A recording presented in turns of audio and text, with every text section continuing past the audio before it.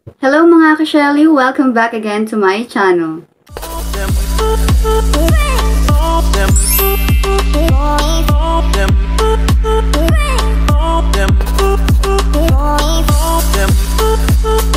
So for today's vlog, mag-update ako sa inyo ng hepatitis B journey ko. So kung matatandaan nyo, gumawa ako ng vlog tungkol sa naging sakit ko na hepatitis B noong 2019. Ayan. So mga hindi pa nakanood, i-explain ko na lang ulit kung ano yung sinabi ko sa video na yan.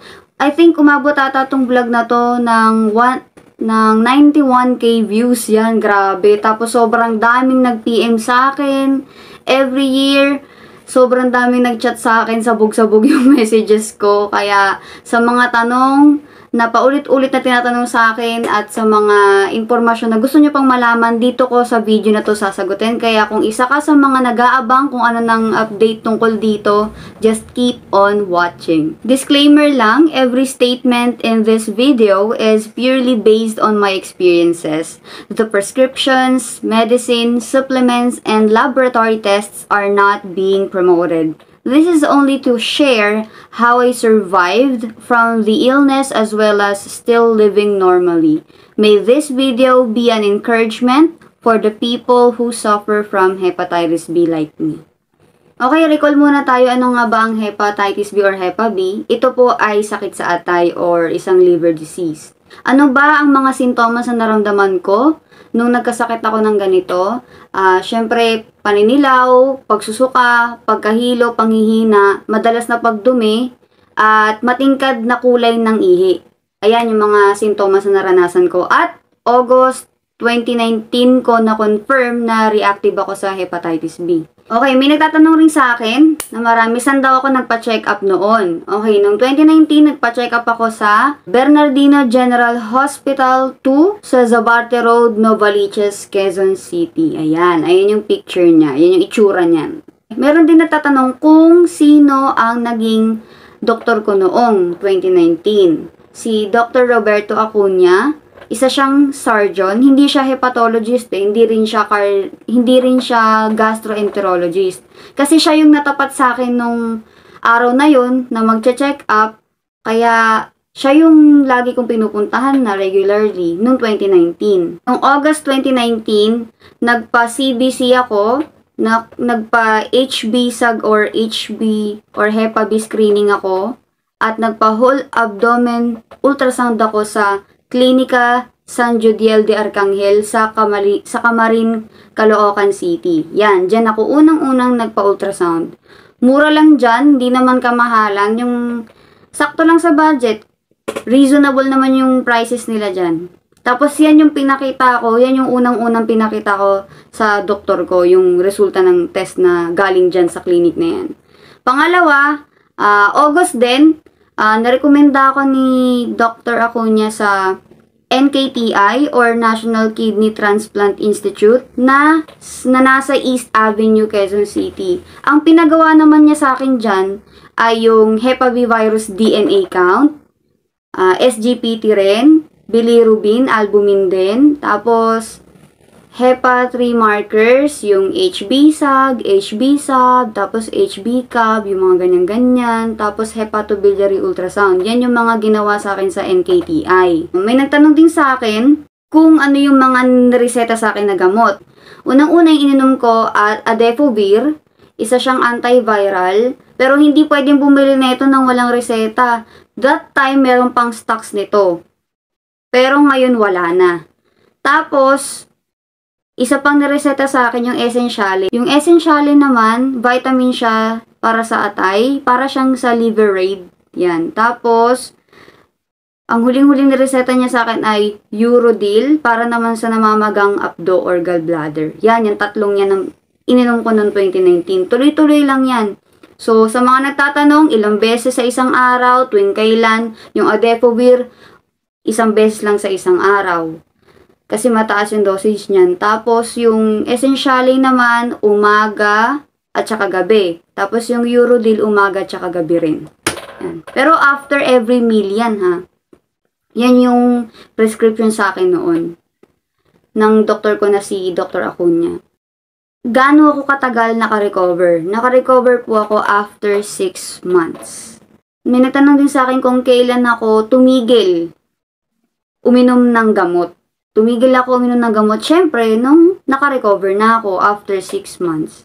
Ang huling check-up ko naman ay nung November 2019 pa, kay Dr. Acuña sa Bernardino Hospital. Yung huling check-up ko, naging normal yung atay ko, hindi na namamaga, pati yung abdo ko, hindi na rin namamaga.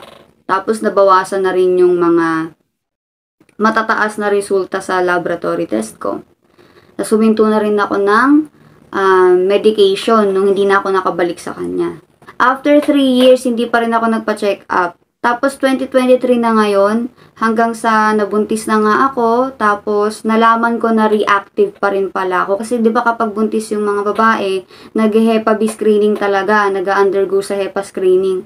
Tapos nalaman ko na reactive pa rin pala ako. Akala ko wala na, akala ko magaling na ako. Yung pala, nasa sistema ko na talaga yon. By the way, pagkapanganak ko pala sa baby ko, tinurukan agad siya ng immunoglobulin o Hep B vaccine. So, ngayong August 2023, nagpa-medical ulit ako.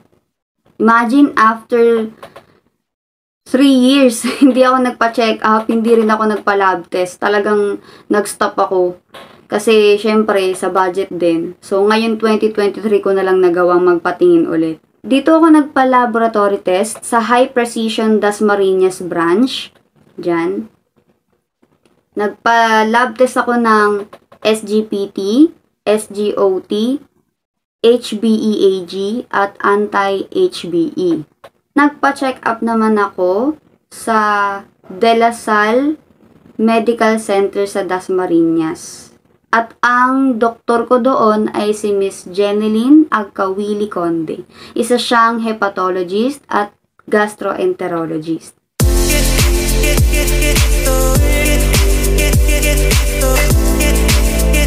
Guys, nandito ako ngayon sa De La Salle Hospital sa Dasmariñas.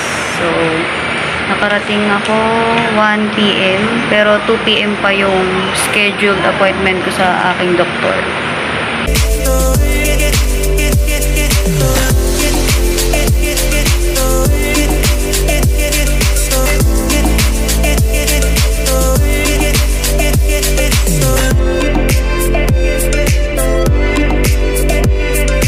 Dito ako sa bintana, nakakalula. Hindi ka ma-stress sa environment ng hospital. Ang ganda, guys.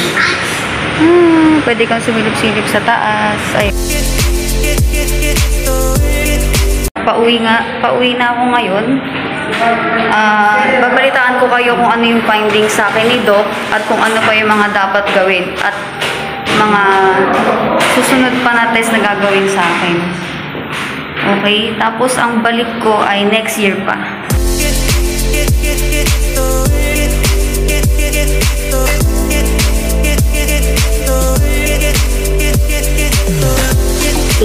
I-interpret natin ngayon kung ano yung condition ko ngayon base sa mga lab test na lumabas sa akin ngayong taon.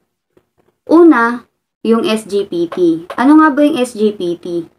Yung SGPT, ang ibig sabihin po niyan ay serum glutamic pyruvic transaminase. Ito po yung ginagamit ng katawan natin upang gawing energy yung mga pagkain na kinakain natin. So kapag tumaas yung level nito, ibig sabihin nasisira yung atay natin.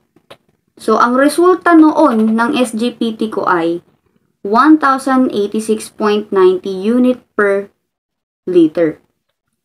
Pero ngayon, ang resulta ng SGPT ko ay 31.63 unit per liter, which is normal, sabi ng doktor ko ngayon. Next, ang pinatest ko naman ngayon ay SGOT. Ang SGOT naman po ay serum glutamic oxaloacetic transaminase. Ito naman po ay yung ginagawang protina ng mga liver cells natin. At kapag nasisira yung liver cells natin, tumatagos sa bloodstream yung mga protina na to.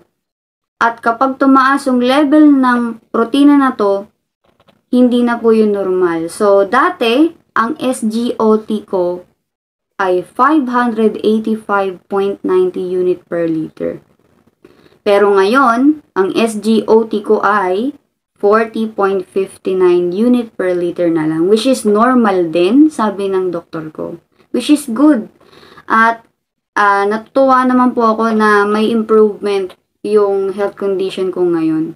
So, punta naman tayo sa HBeAg, Hepatitis B E antigen. Ito po yung protina na ginagawa ng hepatitis B virus na lumalabas sa mga infected na liver cells.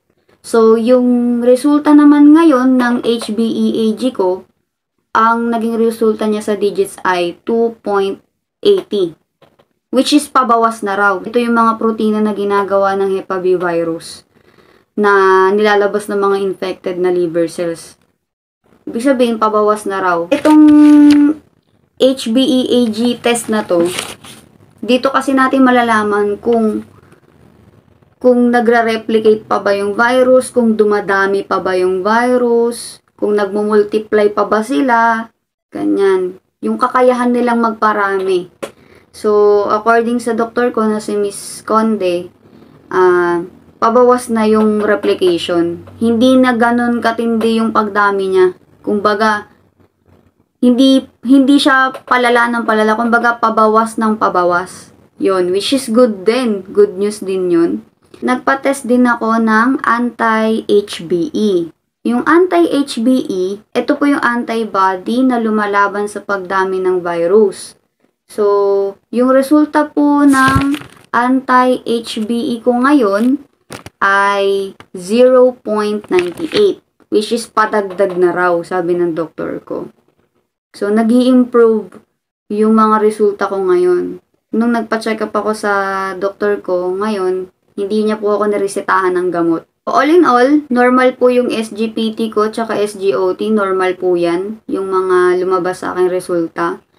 Tapos, yung pagdami or pag-replicate ng virus is hindi naman ganun katindi. Pabawas na nga raw. Yung anti-HBe ko or antibody na lumalaban sa pagdami, pataas na raw.